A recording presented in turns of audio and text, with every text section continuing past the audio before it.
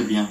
Très bien. Alors figurez-vous que je bénis le Seigneur pour la demande qui est la vôtre parce que je m'aperçois que c'est la première fois qu'on me demande un thème précis sur la vie religieuse.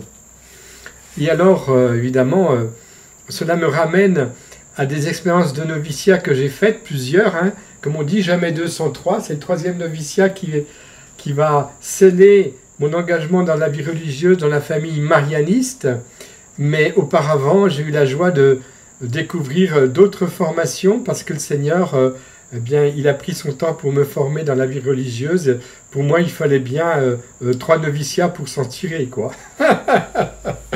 Alors, la vie religieuse, je vais vous en parler déjà en fonction d'un grand cadeau qui nous est fait à chacun. C'est le cadeau du baptême. Vous me direz, mais Père, on ne vous a pas demandé de parler du baptême, on vous demande de parler de la vie religieuse. Mais moi, je suis incapable d'aborder le thème de la vie religieuse sans évoquer le grand cadeau qui m'a été fait le jour de mon baptême. Voilà. Ça, c'est une grande grâce, parce qu'en fait, le jour de mon baptême, c'était pour moi, et je le sais aujourd'hui parce que le Seigneur me l'a petit à petit fait réaliser, ma véritable naissance. Hein, c'est le jour où j'entre dans une vie nouvelle. Et la vie religieuse, en fait, elle va réaliser, elle va accomplir sous un mode particulier, qui n'est pas le mode du mariage, hein, ou le mode d'une vie consacrée dans le célibat, mais en dehors d'une communauté, ou sous le mode d'une vie consacrée en vue d'un ministère sacerdotal. Eh bien, la vie religieuse, elle va prolonger et accomplir ce que tout le monde possède en germe, qui est la sainteté de Dieu, l'amour de Dieu répandu dans son cœur et libéré dans son cœur par le baptême. C'est vraiment une vie nouvelle, c'est-à-dire que nous sommes tous fabriqués, conçus par le boss, hein, par le patron en haut, non, il faut dire par Dieu le Père, hein, en vue de cette vie qui accomplit notre destin, notre vocation profonde en vue de la vie éternelle. Et tout être humain est habité par la Trinité Sainte, et tout être humain a en creux, si je puis dire, la possibilité de recevoir la grâce du baptême et de s'ouvrir à un organisme en lui d'ordre spirituel, l'organisme baptismal, avec ce don de l'Esprit Saint qui nous offre la possibilité d'être en contact avec la Trinité Sainte de manière très personnelle à partir de ce oui à l'amour de Dieu prononcé par papa et maman, mais par un marraine, et qui m'engage dans cet univers lié au baptême. Ça, c'est immense ce qui s'est passé le jour de mon baptême. C'est une véritable régénération. C'est vraiment le grand miracle de la vie spirituelle qui se met en place en moi, qui transforme mon cœur, qui va transformer ma personnalité d'homme, évidemment, hein, et qui veut faire de moi un être nouveau, alors que je suis tout petit, j'ai peut-être quelques jours, quelques heures pour certains, ou quelques semaines, peut-être 2-3 mois, je ne sais pas. Mais là, il y a un départ. Et je deviens ce qu'on appelle un chrétien, c'est-à-dire je suis marqué par une onction définitive, hein, et je suis, par l'onction de l'Esprit Saint, un autre Christ ou un Christ prolongé dans un de ses membres qui appartient à la famille de Dieu, l'Église. Et donc ça, c'est vraiment essentiel. Parce que c'est l'Esprit Saint qui va être le grand acteur de ma vie à partir du baptême et qui va finalement accomplir ma vocation profonde. Vraiment, c'est un moment essentiel parce que je ne peux pas parler de la vie religieuse si je ne mets pas en valeur cette réalité du baptême avec cette merveille qui s'opère en nous, hein, où par un symbole, hein, le symbole de l'eau, hein, eh bien une régénération, une seconde naissance advient.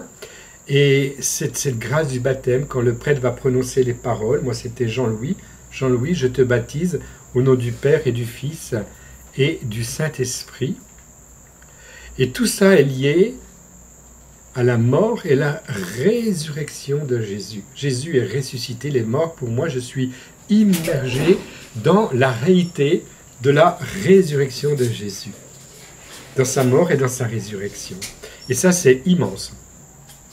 Alors, en fait, ce baptême, eh bien, c'est un baptême qui, finalement, me fait comprendre que avant le baptême et après, eh bien, il y a deux êtres différents qui apparaissent. Je peux dire qu'avant le baptême, ben, je suis en quelque sorte un mort-né. Enfin, c'est une manière de dire, mais vous voyez. Mais avec le baptême, eh bien, ce petit enfant qui était mutilé, qui était lié à la trace du péché originel, qui va être effacé par le baptême, eh bien, il va être associé à la vie du Fils qui est déjà en lui, qui vit son offrande au Père en lui, mais il va y être associé très personnellement à partir de ce don de l'Esprit Saint qui lui est donné au baptême. C'est vraiment un miracle, un miracle le baptême. C'est la résurrection, pour moi, qui commence au baptême. Et vous savez que j'ai été touché, Paco a pris des chants de guérison. Eh bien, la première guérison, elle s'opère en moi à partir du baptême. Comme Jésus qui posait la main sur les malades, qui les faisait revivre, eh bien, l'Esprit Saint, je dirais, vient en moi pour ressusciter mon esprit à moi qui était mort. Il a fallu le don du baptême pour que mon esprit soit vraiment vivant en Dieu. C'est vraiment la vie du Christ qui entre en moi, qui entre en nous. C'est l'Esprit de Dieu, et lui seul, hein, j'insiste, hein, qui vivifie l'esprit de l'homme, qui redevient, j'ai une expression que j'aime bien, une véritable conscience spirituelle. Et en fait, quand on est baptisé, j'aime bien l'image du poste radar, hein, eh bien, il y a quelque chose en moi qui est remis en phase pour que je puisse capter la motion de l'Esprit Saint et que je puisse être relié à ce Dieu qui habite par le fait même que je suis créé à son image et ressemblance, et ça, c'est commun à tous les hommes. Et cette réalité où le radar est remis en phase fait que ma personnalité va se développer autrement que si je n'avais pas été baptisé, évidemment. Hein. Bien sûr, Paco, tu as raison de commencer par un chant de guérison, parce que notre personnalité est encore fragile, hein, même si dans le baptême il y a la prière d'exorcisme, etc., on reçoit le pardon de tous ses péchés. Pour les adultes, ça équivaut à un sacrement de la confession, une absolution fondamentale, mais il y a une opération qui est celle de Dieu en moi, qui est fondamentale. Et notre corps devient le temple de l'Esprit Saint. Il va être totalement racheté, je dirais, à la résurrection finale, mais je suis introduit dans la sphère de l'Esprit Saint. Et ça, c'est la grande grâce qui m'a été faite. Et voici que dans cette grâce, le Seigneur pousse le bouchon un peu plus loin, si je puis dire, quand il m'invite à un oui à la vie religieuse. Être relié, pas seulement à Dieu, mais être relié à une communauté qui a fait le choix de suivre le Christ ensemble. Évidemment, la vie religieuse n'a pas le monopole de cette vie nouvelle dans l'esprit et dans ce corps ecclésial. Mais la vie religieuse est un charisme qui est donné par Dieu pour permettre à l'être humain d'aller dans une logique d'amour qui prophétiquement annonce eh bien, le mystère de l'Église comme un mystère de communion permettant une nouvelle donne dans les relations des êtres entre eux. Et ça, je veux dire, c'est important d'y revenir parce que la vie religieuse, elle a quelque chose qui concerne toute l'Église dans le sens où c'est comme si elle boostait l'Église, le corps ecclésial entier, dans une direction qui est une direction de communion. Tout le monde doit vivre en communion dans l'Église, bien en dehors de la vie religieuse, évidemment. Mais la vie religieuse est quelque chose qui nous est donné comme charisme pour pouvoir nous rappeler cet absolu de Dieu, de l'amour de Dieu et du prochain, où on se réserve dans toutes nos forces, toutes nos énergies, tout ce qu'on a de plus privé, dans un bien commun, qui devient la communauté du bien, la communauté religieuse. Alors ça, c'est vraiment énorme, quoi. Énorme. La vie religieuse, elle sera toujours en décalage, et s'il ne l'était pas, elle n'aurait pas sa mission charismatique dans l'Église, avec, je dirais, le monde, parce qu'elle offre une visibilité extérieure, pas seulement privée, bon, on peut le dire pour les personnes qui sont consacrées, par exemple, la première forme de vie consacrée, ça va être les vierges consacrées dans les diocèses, dès les premiers siècles. Mais après, quand ça s'organise en communauté, alors là, c'est une autre paire de manches. Et cette vie religieuse, elle est, d'une certaine manière, une prophétie vivante des choses de la fin. C'est-à-dire que nous attendons le retour en gloire de Jésus. Elle possède une dimension eschatologique profonde en disant que le véritable époux de mon âme, c'est Jésus. L'époux de l'Église, communauté, c'est Jésus. Et que l'époux de l'humanité, finalement, c'est son Dieu, c'est Jésus. Et la vie religieuse, elle dit à travers un engagement concret de communion ensemble avec des vœux, je vais y revenir tout de suite, ce que signifie être tendu vers les réalités d'en haut et des réalités qui sont déjà vivantes en nous, parce que déjà nous vivons du mystère de la résurrection, je l'ai dit pour le baptême, mais nous vivons dans le mystère de la résurrection en lien même avec la vie religieuse, nous vivons du Christ ressuscité au milieu de nous. Alors ça, c'est vraiment un cadeau immense. Et je peux vous donner une image qui me vient justement quand il m'arrive régulièrement, depuis des années, de prêcher des retraites dans des communautés religieuses, pas seulement, j'ai déjà prêché des retraites à des laïcs, heureusement, mais aussi seulement à des religieux. La dernière fois que j'ai prêché une retraite, c'était sur Montpellier, à la communauté Saint-Jean. Voilà. Eh bien, en fait, c'est évident que j'ai eu cette expression pour cette chère communauté, que nous sommes en communauté comme un laboratoire d'amour, où Dieu opère de grandes choses à partir desquelles il veut assainir l'humanité entière.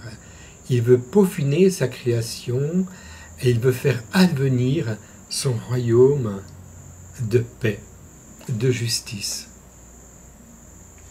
Ah oui, la vie religieuse a une mission tout à fait prophétique. Elle n'est pas la seule, elle n'a pas le monopole, si je puis dire, de faire advenir le Christ avec sa paix et sa justice dans le monde. Tout être humain, par la grâce du baptême, bien entendu, et même en dehors de la grâce du baptême, peut être conduit à contribuer à accomplir l'aventure du monde et l'aventure de l'humanité. Évidemment, Dieu ne s'enferme pas dans le cadre de nos sacrements. Mais par contre, quand il veut jouer avec notre liberté, les sacrements sont le lieu à partir duquel un jeu d'amour, si je puis dire, s'instaure entre moi et Dieu.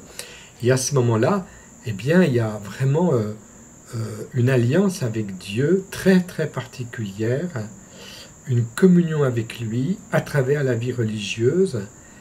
Et c'est un laboratoire d'amour. Pourquoi? Parce qu'en fait, si tout fonctionne selon l'œuvre de Dieu, il va y avoir nécessairement des combats. Hein, ça, c'est pas du tout... ne croyons pas que la vie religieuse, c'est peinard, on est pris en charge dans une communauté, on n'a pas à se soucier du lendemain. Non, c'est pas ça du tout. Hein. La vie religieuse, c'est être affronté au choix de Dieu en moi et dans mon prochain, le prochain que j'ai pas choisi et avec lequel j'ai à vivre dans une proximité qui peut durer des années. Et si ce prochain est abîmé par la vie physiquement, mais aussi peut-être psychologiquement, et peut-être parfois ça peut arriver spirituellement, eh bien, je ne peux pas prendre la poudre d'escampette. Impossible. Je suis confronté à un oui d'amour à ce prochain qui m'est donné dans ma communauté religieuse. Ça, c'est vraiment un grand défi. Et toute communauté est comme un laboratoire d'amour. Alors je ne sais pas si ce que je vous dis, vous le savez, puis que j'ouvre des portes ouvertes, hein, mais dites-vous bien une chose, c'est que la vie religieuse n'est pas née comme ça en claquant des doigts, elle est née dans un contexte de martyr. C'est-à-dire qu'en fait, je résume à grands traits, hein, mais après la période des grandes persécutions sanglantes qu'a connues l'Église des premiers siècles, hein, avant la paix constantinienne, puis c'est un peu poursuivi après, évidemment, eh bien, les personnes consacrées qui voulaient vivre cet absolu du don de Dieu, eh bien, elles se disaient, ben, je ne vais plus être martyr, puisque, ça y est, le contexte n'est plus comme avant, pour verser le sang, mais par contre, je vais vivre quelque chose dans un désert pour n'être qu'à Dieu et me confronter dans ma solitude, eh bien, à mes démons. Voilà, je fais une sorte de résumé rapide. Et c'est comme ça que sont nés les starets, les ermites, tous ceux qui vivent dans des situations un peu extrêmes. Moi, je me souviens, j'étais allé en Syrie, et il y avait une colonne qui avait été donc sculptée, une grande colonne immense, hein, pour que quelqu'un dessus, eh bien, puisse y vivre tout seul, et il dépendait des autres pour tout ce qui était la logistique. Voilà, dans tous les sens du terme, c'est assez étonnant, mais ce grand saint, j'ai oublié son nom, ça va peut-être me revenir, eh bien, il vivait une telle union... Comment ? Saint Siméon le Stylite. Voilà, Saint Siméon le Stylite. Il vivait une telle union à Dieu que le bon Dieu n'osait pas lui refuser tout ce qu'il pouvait lui demander, parce qu'il avait tout quitté pour Dieu. Et il y avait plein de miracles qui s'opéraient. Et un des miracles qui s'opère avec Siméon le Stylite, c'est qu'aujourd'hui encore, en plein territoire musulman, hein, eh bien, c'est respecté. La colonne n'a pas été détruite, et le monastère qui s'est construit autour également n'a pas été totalement détruit. Mais vous pensez bien que cette forme de vie extrême, c'est pas génial quand même, parce que le bon Dieu, il n'est pas dans les choses extrêmes, il est dans les choses de l'équilibre. Hein, et Jésus, ça va lui être reproché, parce que dans sa vie, il n'a pas vécu des choses extrêmes sur le plan, on va dire, par exemple, de ce qu'a vécu Saint Simon le Stylite. Jésus a vécu une vie à Nazareth cachée, familiale, et puis après une vie religieuse avec ses disciples, hein, des hommes et des femmes, et puis ensuite il y a eu ces 3 jours, sa mort, sa résurrection.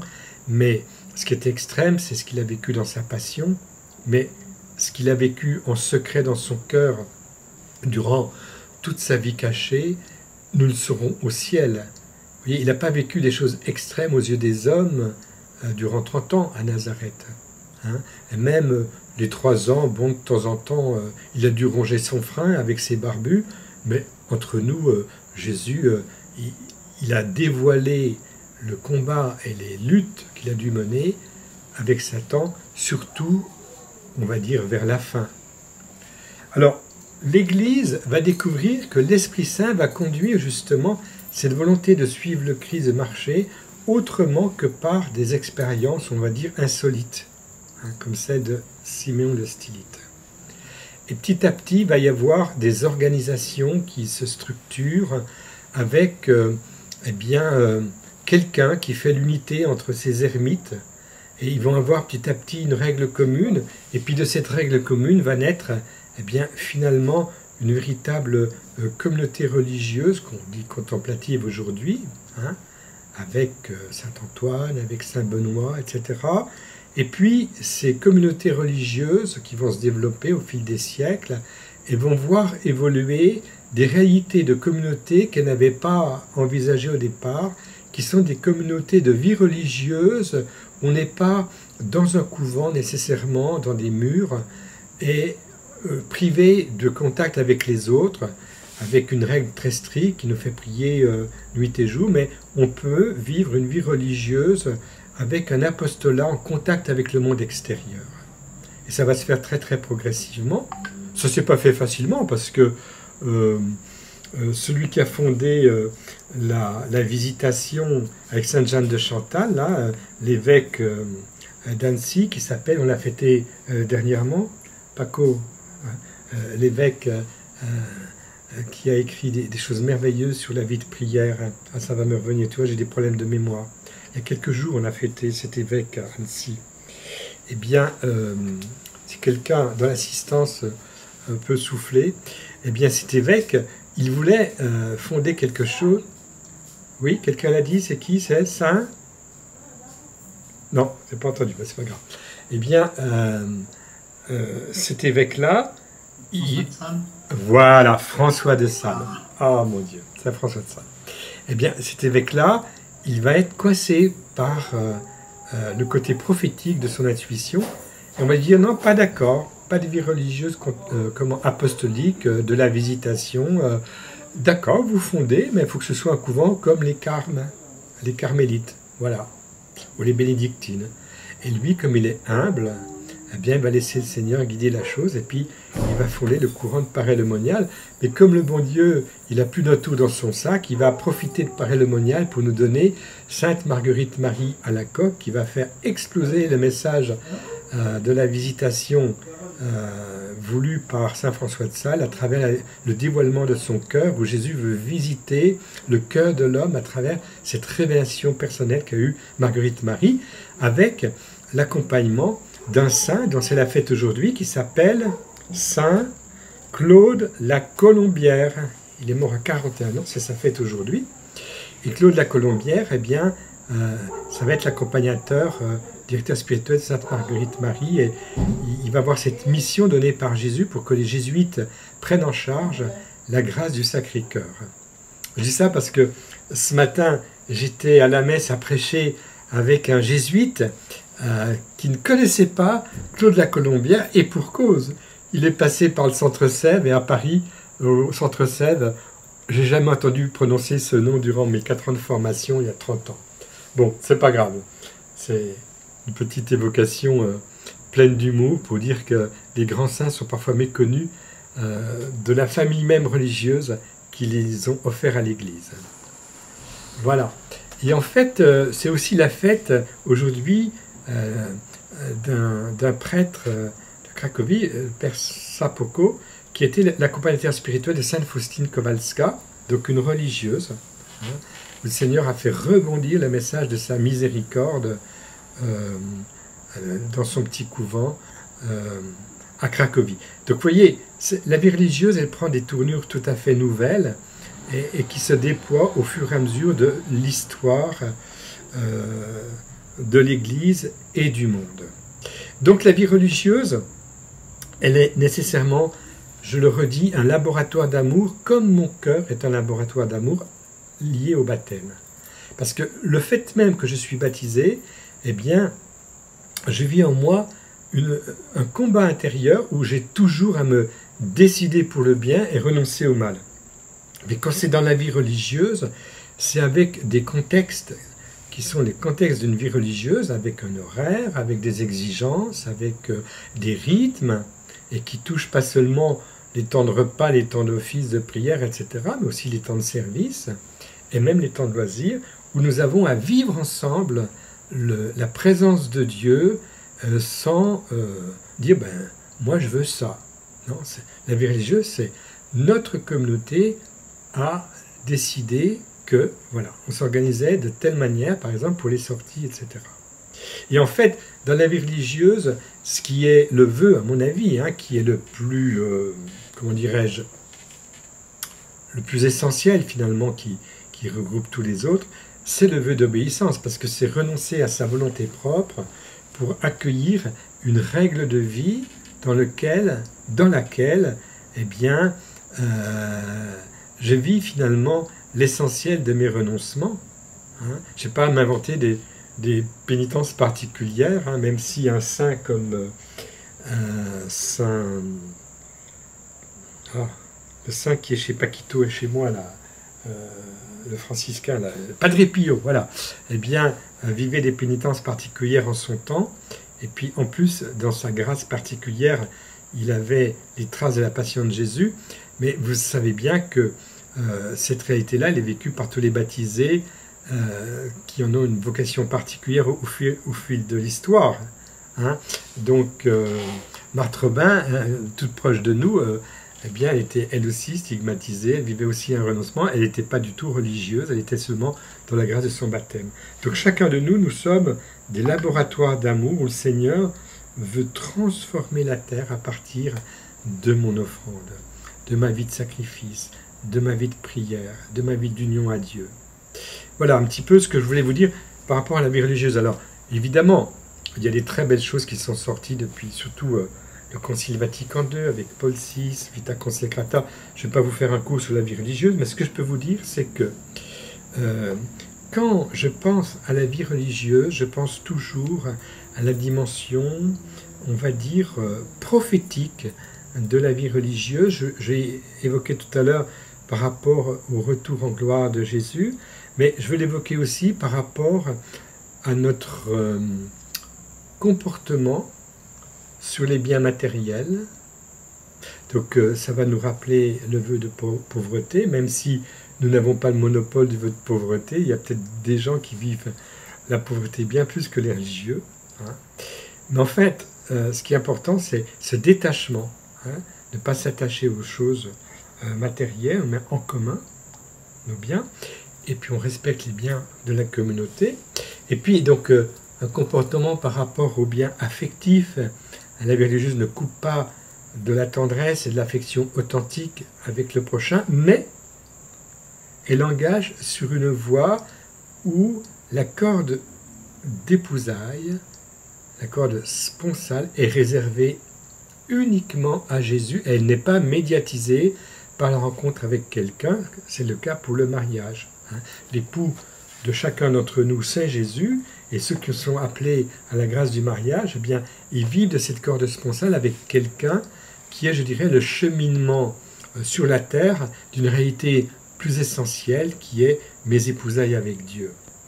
Alors ça, c'est la vocation au mariage. Ben, dans la vie religieuse, niet, rien à voir avec la médiation d'une personne dans ma vie privée, sur un plan, on va dire, d'un amour qui engage mes facultés. Je ne parle pas au niveau en dessous de la ceinture, je parle à un niveau profond du cœur. Je n'ai pas un amour préférentiel pour une personne, mais j'ai un amour différencié sur une multitude qui m'est confiée et que je ne choisis pas. Donc pauvreté, donc chasteté. Et la chasteté, évidemment, vous le savez certainement, c'est pas seulement une histoire qui aborde les questions qui font la une des journaux aujourd'hui. Non, c'est bien plus profond que ça, la chasteté. Je suis chaste dans la mesure où mon contact avec le prochain est libéré d'une recherche de moi-même et d'une volonté de pouvoir sur l'autre et de mise à disposition de l'autre. Je veux disposer de l'autre, non. Et quand on est en pastoral, eh bien, une manière de vivre la chasteté, c'est toujours de retrouver, comme le diapason, le là, savoir que la personne ou les personnes avec qui nous collaborons se sentent tout à fait, je dirais, libres et ne vivent pas une mainmise par le biais d'une pastorale où nous pourrions profiter d'elle sous le plan pastoral. Non, il faut toujours être attentif. Hier soir, j'ai une très chère amie très âgée qui souffre du cœur, hypertension. eh bien, elle a arrêté de présider les temps de prière qu'on organise depuis une bonne dizaine d'années maintenant, parce qu'elle n'en peut plus. Ben, surtout, j'ai pas insisté. Je dis, mais c'est très bien, il fallait... voilà. Ça, c'est de l'ordre de la chasteté, vous voyez. Hein, pas mettre la main sur une personne. Voilà, pauvreté, chasteté et obéissance. Et en fait, je vais faire une petite pause après ça, on va prendre un petit chant, puis je répondrai à vos questions, comme c'est la règle avec Paco, et j'aime beaucoup ça chez vous. Et en fait, si vous voulez, dans notre vie intérieure, profonde, eh bien, nous savons que cette dépossession de soi par un engagement dans la vie religieuse nous oriente prophétiquement sur les réalités de la fin, donc la venue en gloire de Jésus. C'est pourquoi la vie religieuse a un accent très fort d'attention aux plus pauvres, d'attention à ceux qui sont marginalisés, parce que Jésus, préférentiellement, se cache dans le prochain qui est pauvre. Et c'est pas pour rien que le pape François va insister sur cette dimension du petit, du pauvre, Fratelli Tutti. Vous avez certainement été en contact avec son message, donc je ne vais pas le rappeler comme ça, mais la vie religieuse nous met en contact avec le petit et les pauvres, et comme dit le père Joseph Brzezinski, que j'ai connu personnellement quand j'étais à la TD Carmonde, j'avais une vingtaine d'années, les pauvres, disait-il, ils arrivent toujours au moment où il ne faut pas. Ah, j'ai bien aimé son expression. Mais c'est vrai que dans la vie religieuse, il faut qu'il y ait cette dimension prophétique, on se laisse déranger par le pauvre. Il y a d'ailleurs un hymne le soir, hein, ô toi qui viens me déranger, Seigneur, etc. Bon, je le chante, mais de temps en temps, ça me fait bien sourire parce que je me dis, mon Dieu, on le chante volontiers, hein, viens me déranger, Seigneur, mais en fait, on est comme vous, qui m'écoutez, qui n'êtes pas religieux, pour la plupart, on n'a pas trop envie de déranger. Bon, je vois que je fais sourire quelqu'un parmi vous. Un Paquito. Voilà. Donc la vie religieuse, c'est une dimension prophétique. Allez, Paquito, je te laisse la parole. Je sens que tu brûles de dire quelque chose, mon petit frère. Et je te vois bien, moi. Toi, tu ne me vois pas, mais moi, je te vois bien. Hein. Et il y a William aussi qui voudrait dire quelque chose. Non, Vincent. Ouais. Ça me rejoint tous un peu ce que vous venez de dire, effectivement. Seigneur, je veux faire ta volonté. Seigneur, donne-moi un cœur plein d'amour. Et quand le Seigneur nous envoie des personnes ou des situations un peu complexes, Seigneur, mais pas trop quand même. Et vous savez, les frères, c'est vraiment un cadeau, mais c'est un cadeau qui dérange. Et il faut consentir à être dérangé par le frère, quoi. Hein. Parce que par mon baptême, il y a un caractère sacerdotal, hein, qui va être ensuite approfondi par la confirmation, qui est le sacrement de la mission, on peut dire. Hein. Eh bien, nécessairement, le caractère sacerdotal me fait vivre le contact avec le frère dans cette dimension d'offrande et d'intégration de son histoire à offrir à Jésus. Hein. Et d'ailleurs, quand on est dans un groupe de prière, qui est en germe la vie religieuse, il ne faut pas se leurrer, hein, un groupe de prière, il a quelque chose à voir avec ce qui peut devenir plus tard la vie religieuse, hein, organisée. Eh bien, il y a la prière sur le frère.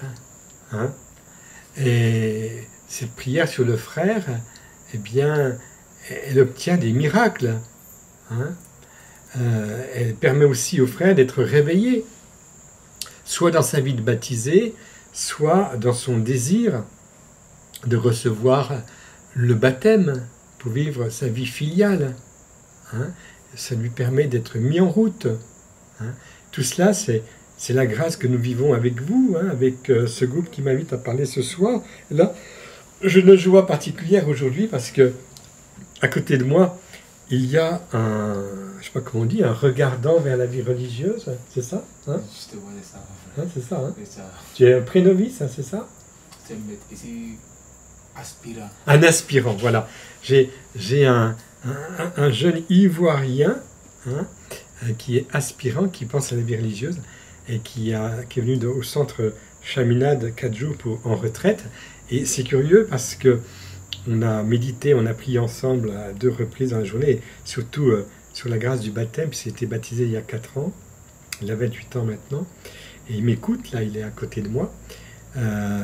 Donc en fait, la grâce du frère, quoi. Hein. Le frère qui est invité à devenir enfant de Dieu. Tu veux pas nous chanter quelque chose de sympa, Paquito, pour que je me repose la voix un petit peu, puis après on passe à des questions.